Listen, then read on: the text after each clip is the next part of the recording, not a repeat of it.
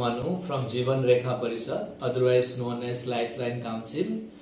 We are mainly working on climate resilient agriculture through promoting solar cold storage and also greenhouses for the small scale landholders. Well, what are the problems you are trying to solve through your proposed project?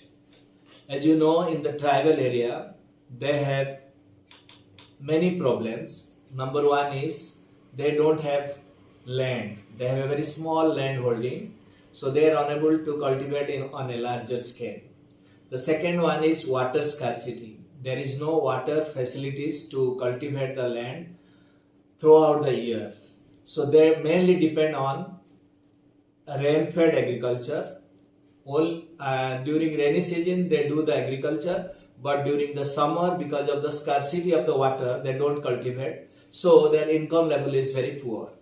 So because of that, most of the youth farmers, they are migrating from the tribal area to the cities in search of work.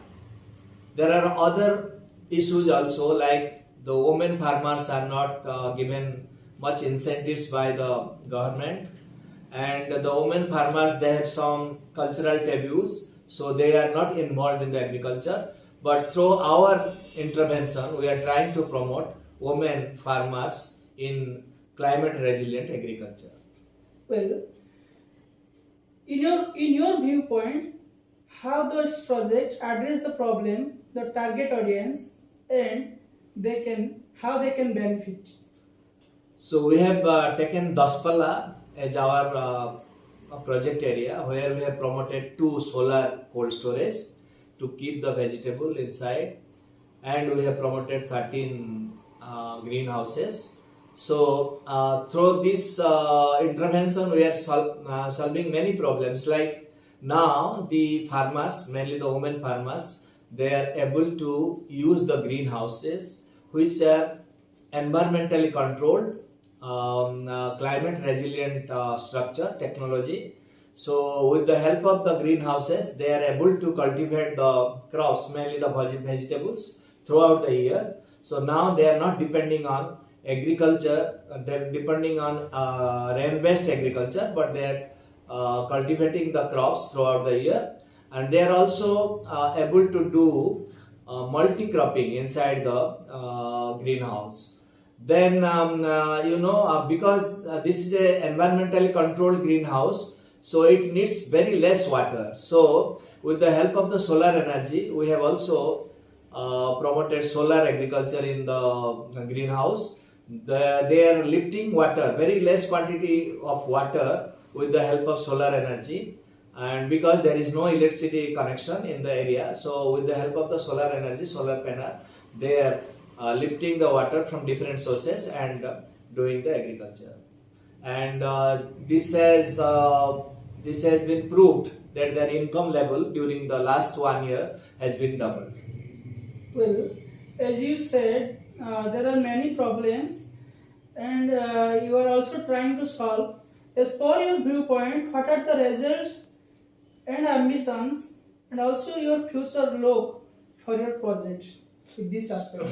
Now they are producing the vegetables, but the main concern, main challenge is marketing. So they are unable to do marketing because the price of vegetables during like January to March is very low. So they are just selling the vegetable in a very throwaway price, in a very low price, like 2 rupees kilogram tomato, 2 rupees the cabbage. 1 piece of cabbage is around 2 rupees to 5 rupees. So they are selling their products in a very low price. So now we are thinking to link them to the market, mainly to the Bhubaneswar market, as the Bhubaneswar market has good potential to sell their products in a higher price. So we are thinking to promote like Daspala green vegetable initiatives that will promote producers to consumer initiative, and the women farmers, they will be involved in managing the transport, in managing the collection of vegetable, storing in the cold storage, and selling in the market with the help of our organization and also with the youth volunteers and youth farmers. So that initiative we are going to start from next after 2-3 months, and if this project is also approved, then it will be helpful to promote the marketing linkage of farmers with the market. With this, please mention one or two key outcomes with this project. The number one is, because this is solar cold storage and solar greenhouse, the carbon emission is very less. The CO2 level has been reduced because they are not consuming the electricity. The second impact is that income level will be double or more than double. We have already experimented that. We have also the evidence. And earlier they didn't have the cold storage facilities in their area. Even if they are unable to sell the products, the vegetables, for 1-2 days, so they were just giving it to the middlemen in a very throwaway prices. Now they are able to keep the vegetable in the greenhouse. So they are maintaining the greenhouse and they will be able to sell all their products on a higher price because there is cold storage. And since there is no water sources and there is solar alternative energy now to lift the water, so they will not face any challenges of water scarcity for cultivation. And throughout the year they will be cultivating. And since this is also a environmentally controlled agriculture, there will be less pesticide use. Even if they will not use any pesticides, so they will promote the organic vegetables, which has a very good market potential in Bhubaneswar and in our state. Thank you so much.